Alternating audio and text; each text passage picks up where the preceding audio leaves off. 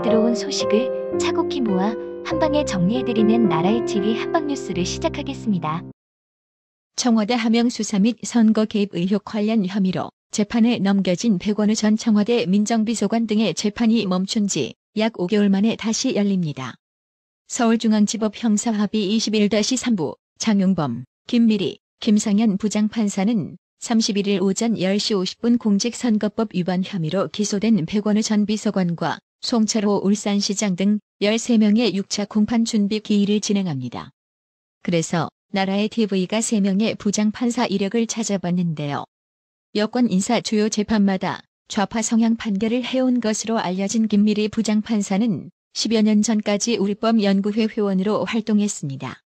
우리법연구회가 2010년 회원 60명을 직접 공개했을 때 김미리의 이름은 빠졌지만 이보다 1년여 전 한 매체가 보도한 회원 129명 명단에는 이름이 올라가 있습니다.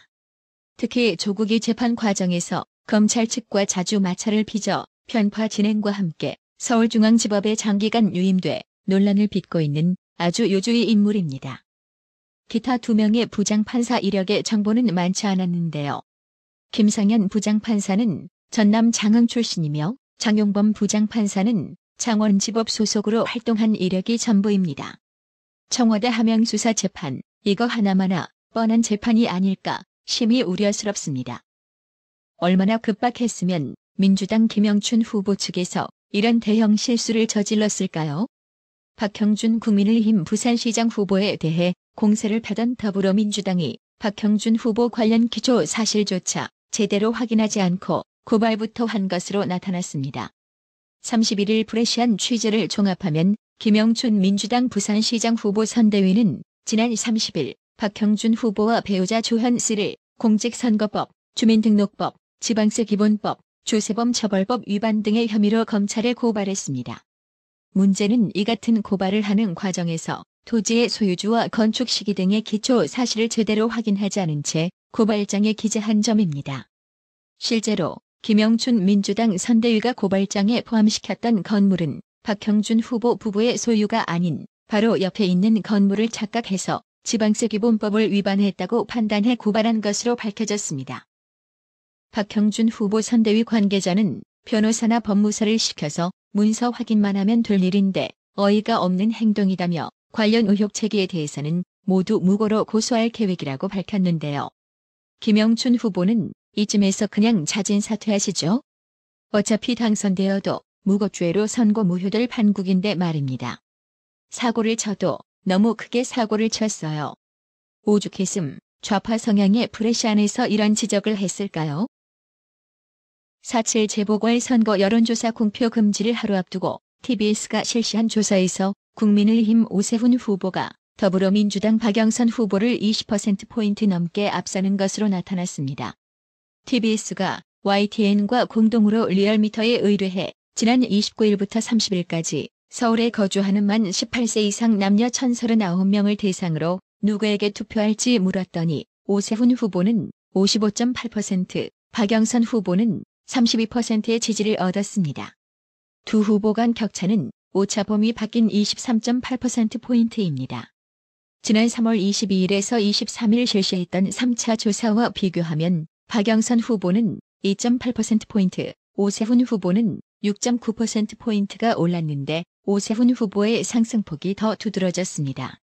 특히 오세훈 후보는 모든 연령대에서 우위를 보였는데 여권 지지 성향이 강한 40대에서도 박영선 후보 44.2%는 3차 조사 대비 9.1%포인트가 빠진 반면 오세훈 후보 48.7%는 16.4%포인트가 올랐습니다.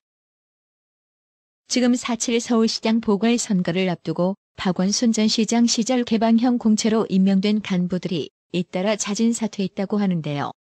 원래 배가 난파되기 전에 그 징후를 쥐새끼들이 가장 먼저 감지한다지요.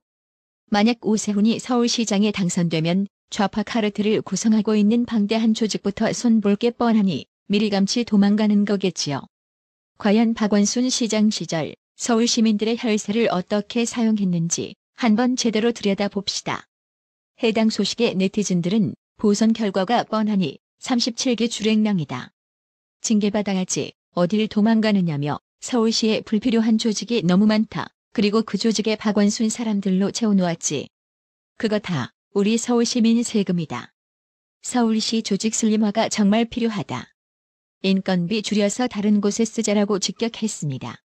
또 다른 네티즌은 오세훈은 당선되자마자 비리전담 조사기구를 발족시켜서 박원순이가 임명했던 놈들이 복지명분과 도시재생사업명분으로 일감 몰아주기, 공사비 뻥튀기, 부실 공사복지사업 내역 등등 예산 낭비와 부정부패를 철저하게 조사해야 한다고 촉구했습니다. 30일 저녁 KBS 서울시장 후보 간 토론회에 나온 박영선은 배우자가 일본 도쿄에 위치한 고가의 맨션을 소유하고 있다는 사실이 논란이 되자 토론 도중 일본 소재 맨션을 지난 2월 매각했다고 주장했습니다. 하지만 박영선이 보여준 매매 계약서를 보면 매도인은 남편의 이름 다니에르 원조리라고 나와 있고 매수일라는 불분명, 대금도 기재가 되어 있지 않았습니다. 따라서 한반도 인권과 통일을 위한 변호사 모임 한변은 31일 박영선 서울시장 후보를 공직선거법 위반 혐의로 대검찰청에 고발했습니다. 한변은 부동산 등기가 정리가 되어야 매각이라고 할 수 있다며 잔금을 이유로 등기 정리 일자를 차일피일 미루는 것은 결국 일본 도쿄의 맨션을 매각하지 않았다는 것이라며 박영선 후보자가 도쿄 맨션을 매각하지 않았음에도 이를 매각하였다고 공표한 부분에 대해 공직선거법상의 허위사실 공표죄로 고발했다고 밝혔습니다. 또 박영선이 30일 TV 토론회에서 정부의 백신 공급을 추켜 세우면서 이스라엘 총리 인용한 말이 1년 전 이야기인 것으로 드러났습니다. 오세훈 후보가 우리나라는 백신 확보가 늦어졌다. 접종률은 1.6%에 불과해 전 세계 101등이고 OECD 국가 37개국 중 명백히 꼴찌라고 지적하자 박영선이는 오늘 일본 언론이 이스라엘 총리에게 집단 면역 어떻게 하게 됐는지 비결을 질문했더니 대한민국에게 배웠다고 답했다며 이걸로 오세훈 후보가 지금까지 한 말에 대해 모든 걸 설명할 수 있을 것이라고 반박했습니다. 하지만 한국의 이스라엘 총리 발언이 전해진 시점은 올해가 아닌 지난해 2020년 3월 30일이었습니다. 당시 일본 공영방송 NHK는 이스라엘이 우한 코로나 검사를 강화하는데 본보기로 삼은 것이 한국이라고 보도하면서 검사 태세는 한국 등 대책이 앞선 나라로부터 배웠다는 네타냐후 총리 발언을 인용했습니다. 문재인 좌파 정권의 우한 코로나 백신 정책 방어를 위해 잘못된 사실을 근거로 댔다는 비판이 일자 박영선 후보 캠프는 곧바로 실수임을 인정했습니다. 그러함에도 박영선이는 아직도 정신 못 챙기고 오세훈 후보 거짓말쟁이 프레임을 더 씌우려고 발악을 하고 자빠졌는데요. 해당 소식의 한 네티즌은 1년 전 일은 잘못 말하면 착각한 거고 16년 전 일을 기억 못하면 거짓말쟁이가 되는 한 번도 경험해보지 못한 나라라고 비꼬았습니다. 그렇습니다. 이래서 내로남불 좌파리들이 인간이 들된 거라는 소리를 저듣는 겁니다. 좌파의 이중성의 끝은 어디까지일까요? 임대차법 발의 전에 전세가를 크게 올린 김상조 청와대 전 실장에 이어 임대차법을 주도한 박주민 더불어민주당 의원이 지난해 임대차법 통과를 한 달여 앞두고 월세를 크게 올려받은 사실이 드러나 논란이 일고 있습니다. 특히 박주민 의원은 전월세 상한제와 계약갱신 청구권을 담은 주택임대차보호법 개정안의 대표 발의자입니다. 더욱 가관은 논란이 일자 박주민이는 시세보다 낮게 책정되어 시세 기준으로 올려받은 거라고 동문서답형 변명지를 늘어놓았는데요. 아니 국민들은 지금 박주민에게 왜 남들한테는 5% 이상 못 올리게 하고 너는 9% 올렸냐고 분노하고 있는데 무슨 논점 흐리는 시세 타령지를 늘어놓고 좌빠진 겁니까? 국민의힘은 박주민 더불어민주당 의원이 지난해 이른바 임대차 3법 통과를 약 한 달 앞두고 월세를 크게 올려받은 사실이 알려진 데 대해 청렴한 척, 깨끗한 척, 세상에 있는 정의는 모두 끌어모으는 척하다가 뒤로는 이 속을 챙긴 청담동 김상조 실장과 무엇이 다른가라고 비꼬았습니다. 김은혜 국민의힘 중앙선대위 대변인은 31일 논평을 내고 김의겸 전 대변인은 아내 탓, 김상조 전 실장은 집주인 인상 탓, 이번에는 부동산 사장님 탓이 새롭게 등장했다며 이렇게 밝혔습니다. 김은혜 대변인은 국민들은 묻고 싶다. 꼼꼼히 못 챙겨 죄송한 게 아니라 꼼꼼히 챙겨온 게 들켜 죄송한 것 아니냐며 김상조 전 실장은 짐을 싸고 청와대를 떠나기라도 했다. 박주민 의원은 어떤 방법으로 국민에게 속죄를 할 것인가라고 비판했습니다. 해당 소식에 네티즌들 역시 김의겸은 아내 탓, 김상조는 집주인 탓, 박주민은 부동산 사장 탓, 문재인은 전 정권 탓, 크크크. 진정 양아치 정권이다라며 와, 이 사람도 월세 받아먹고 사네. 그렇게 욕하길래 무슨 무소유 실천하고 사는 줄. 미치겠다 진짜. 좌파들 지긋지긋하더라고 좌파의 책임 전가와 이중성의 혀를 내둘렀습니다. 그렇습니다. 상대의 티끌은 크게 부각시키고 자신들의 티끌은 에서 축소하려는 좌파리들 그렇게 공정하고 정의롭고 고상한 척하더니 이게 뭡니까? 진짜 쪽팔리는 줄 알아야 하는데 이 좌파리들은 쪽팔리는 줄을 몰라요.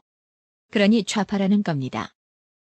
헤헤 이 자식아 임마 내 눈가리 앞에 뛰지 마라 알았나? 죽는다 알았어. 몽영훈님, 어려운 나라의 TV 형편을 잘 아시고 한 달에 3회, 2년 이상을 구독료 후원해 주셔서 어떻게 보답을 해야 할지 다시 한번 진심으로 감사드립니다. 나라의 TV는 구독료 후원으로만 운영 유지되고 있으니 구독자님들의 따뜻한 정성이 필요합니다. 항상 뉴스 전달 방식에 노력하는 나라의 TV가 되겠습니다. 구독 그리고 알람 설정, 뉴스 영상 내용이 좋았다면 좋아요를 클릭해주세요.